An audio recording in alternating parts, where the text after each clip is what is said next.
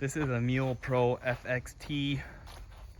I believe it's a 2019 or 2020.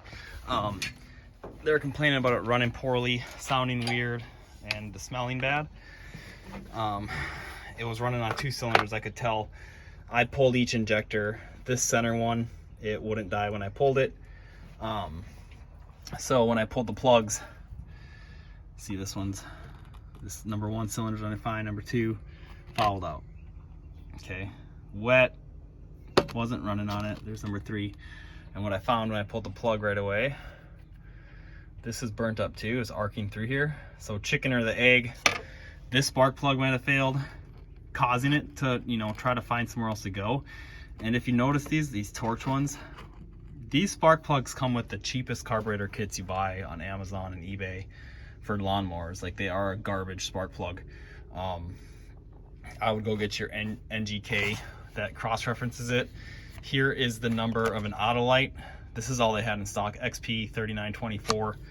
I'll try to put in the description the NGK plugs that fit it, but I would definitely update your plugs to good plugs.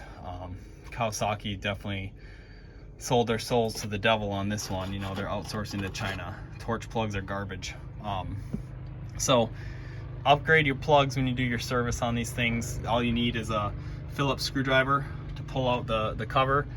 There's 6 bolts there. You need your 5/8 socket wrench to pull the plugs, and I would redo them. Hopefully, I'm gonna put some electrical tape around this here.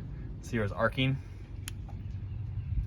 Just in case, but I'm guessing this plug failed and it was trying to find a ground or something crazy. So I hope this helps you guys out. If your Pro FXT 3 cylinders running poorly, check your plugs right away, update them. If you're gonna do a service, go ahead and update them to a good NGK plug, a G-Power or Iridium.